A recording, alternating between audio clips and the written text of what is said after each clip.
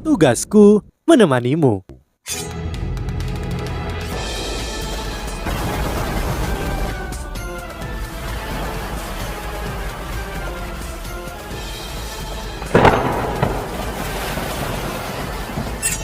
Hai sahabat Pasuk, kembali lagi bersama alur cerita versi novel Solen 2 Sekte Tang yang tak tertandingi.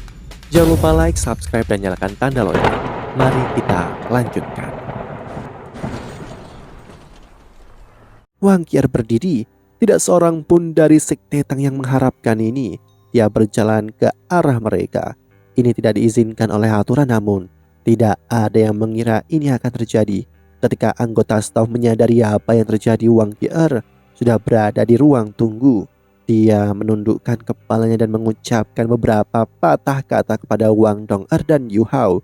Saat dia berdiri di antara mereka, Wang Dong'er tertegun dan memutar kepalanya untuk melihatnya. Yu Hao ragu-ragu sejenak sebelum melihat Wang Dong'er.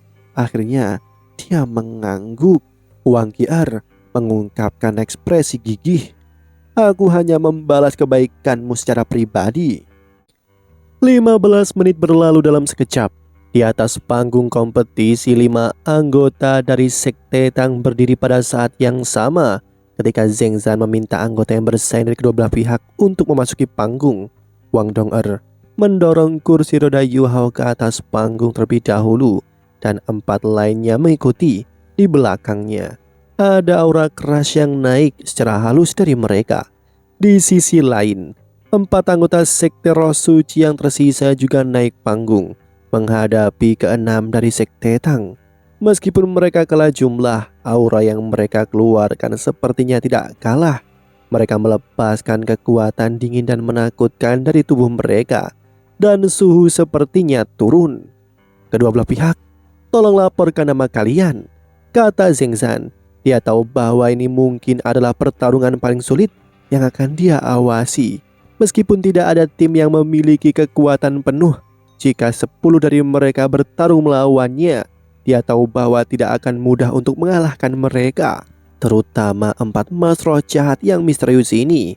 Zheng Zan bisa mengatakan bahwa BB mampu mengalahkan 2 lawannya sebelumnya karena dia memiliki elemen alami yang bisa menekan para mas roh jahat. Namun apakah sisa Sekte Tang memiliki kemampuan seperti itu?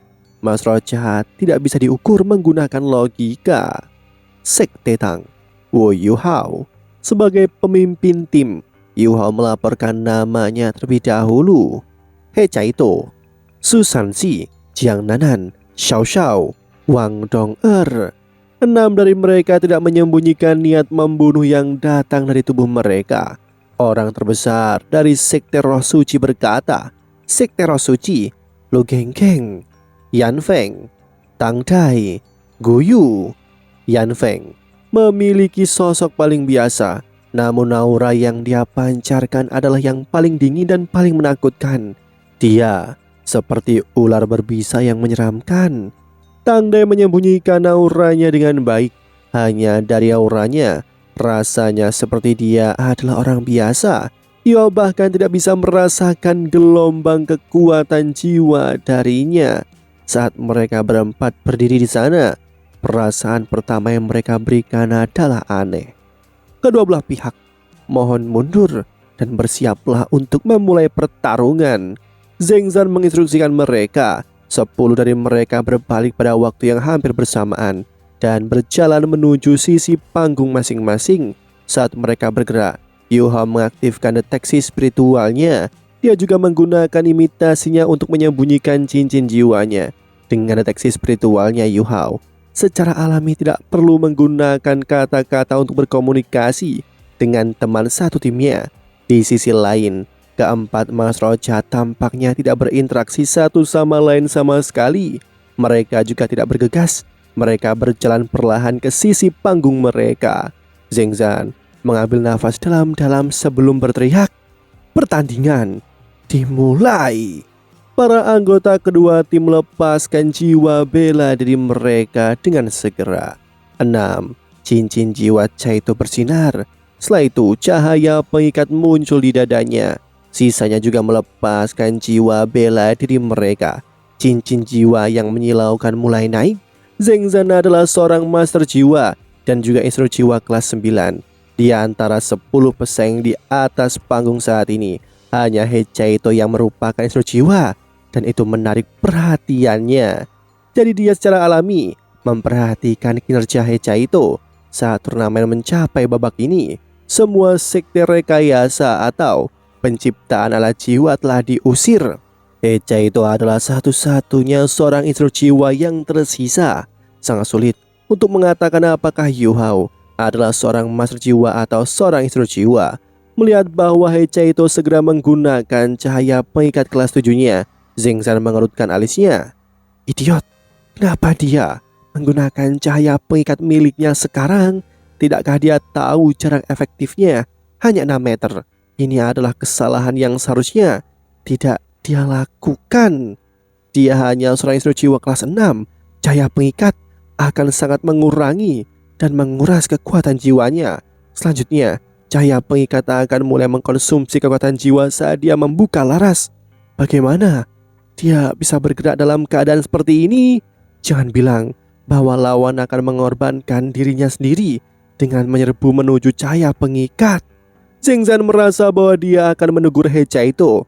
Setelah pertarungan ini selesai, 4 Mas Roh Jahat juga melepaskan jiwa bela diri mereka. Lu Genggeng adalah yang pertama bergerak. Dia mengarahkan kekuatan melalui kakinya dan melompat dan maju ke depan. Namun dia menggelembung saat dia melompat. Pada saat dia mendarat, jubah hitamnya sudah terbuka. Dia telah menjadi monster yang sangat besar dan menakutkan. Setelah melepaskan jiwa bela dirinya, dia sangat gemuk, membuatnya tampak seperti bakso raksasa.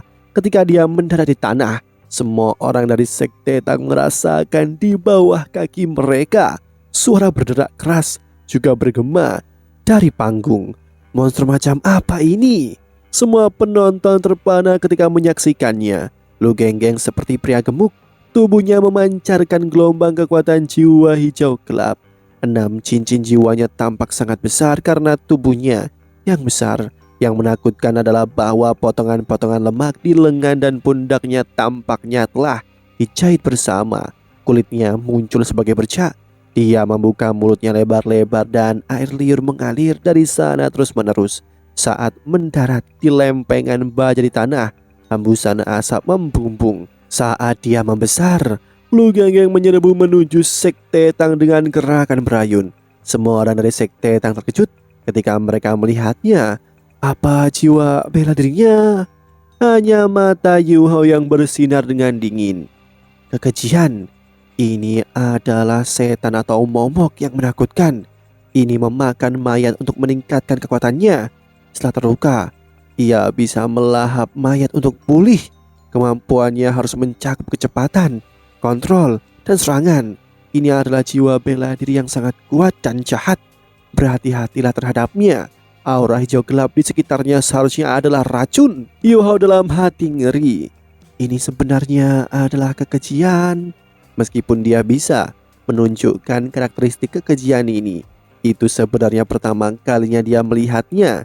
Dia telah belajar segalanya tentang kekejian dari penatua Yilai Kese. Bahkan di dunia momok, kekejian menduduki peringkat teratas. Di sebelah Lu Genggeng, Tang Dai juga mengambil langkah besar ke depan.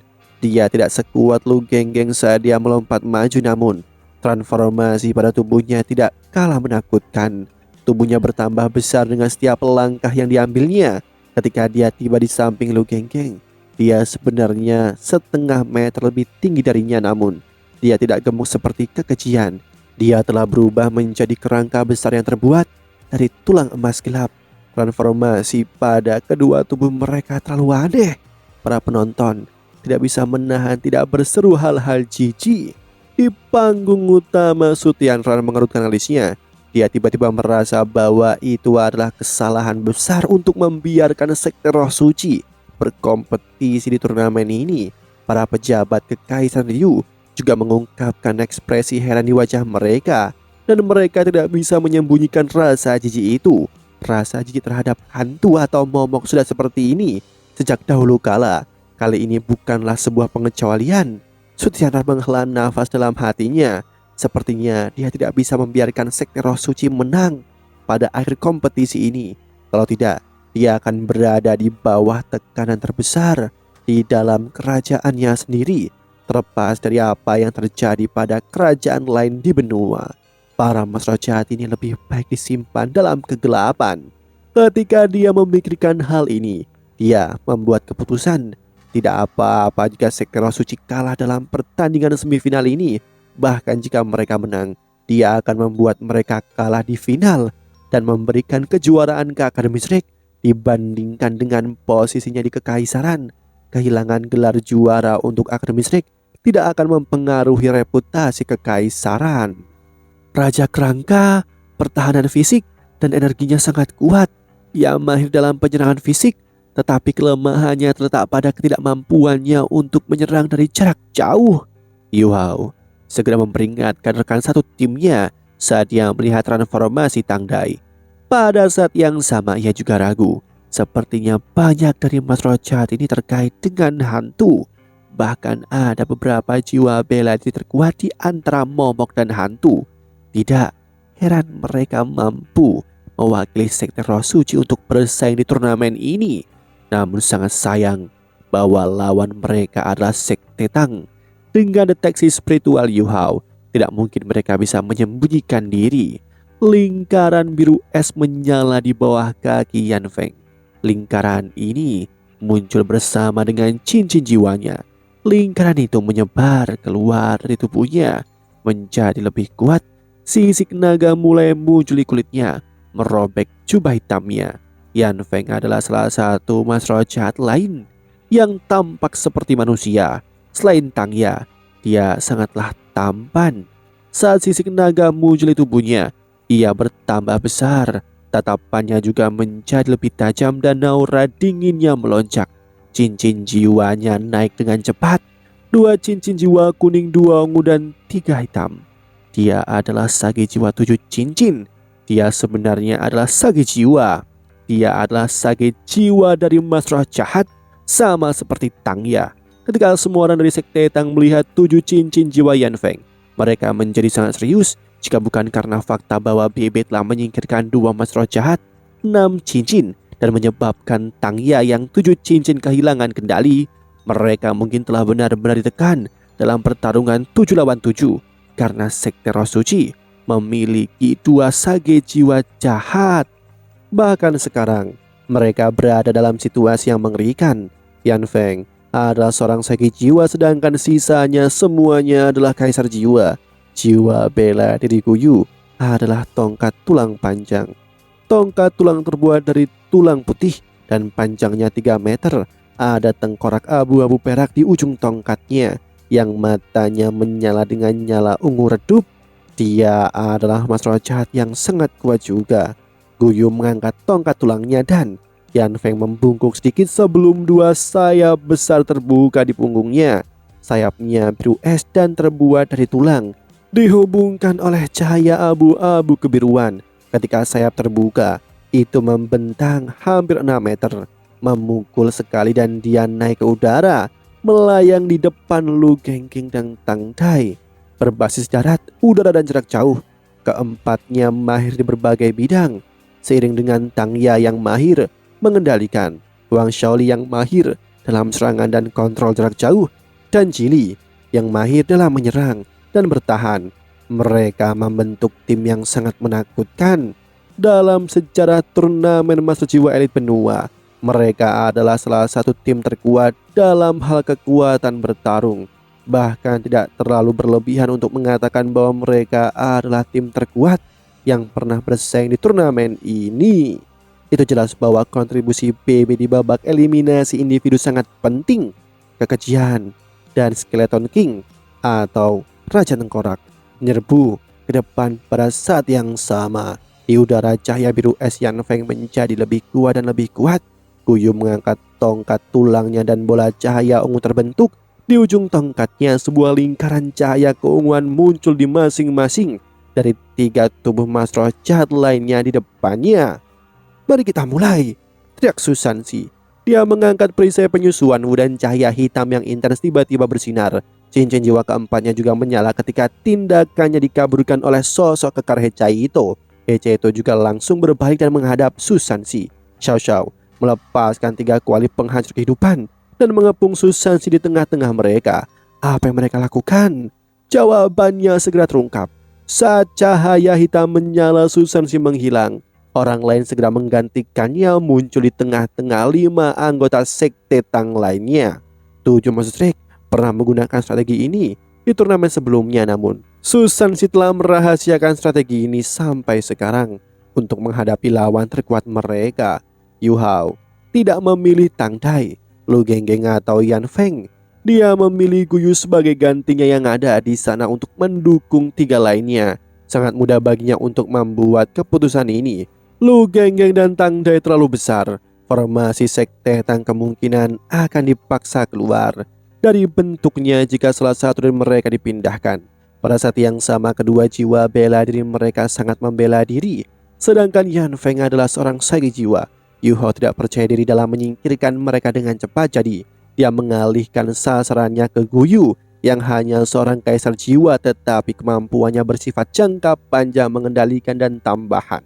Dengan bimbingan deteksi spiritual, pemindahan dunia bawah misteri Susansi masih berlaku meskipun dia tidak bisa melihat atau dilihat oleh lawan-lawannya. Seketika, keduanya bergeser posisi. Guyu heran menemukan bahwa ia berada di wilayah musuh. Ia bahkan dikelilingi. Sekte Tang disiapkan. Wang Dong'er menarik kursi roda Yu Hao dan melompat mundur. Bersama dengan 4 anggota tim lainnya, 3 kuali Xiao Xiao dilepaskan pada saat ini. Dengan ledakan keras, gempa kuali terdengar. Guyu baru saja muncul, tetapi kekuatan tumbukan yang sangat besar dari kuali segera mengenai dia.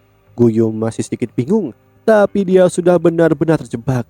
Perubahan mendadak dalam peristiwa ini menyebabkan Guyu panik. Meskipun kultus roh suci adalah sekte mas roh jahat, mereka bahkan lebih gigih daripada sekte Tang dalam keyakinan pada kemampuan mas roh dan membencilah jiwa.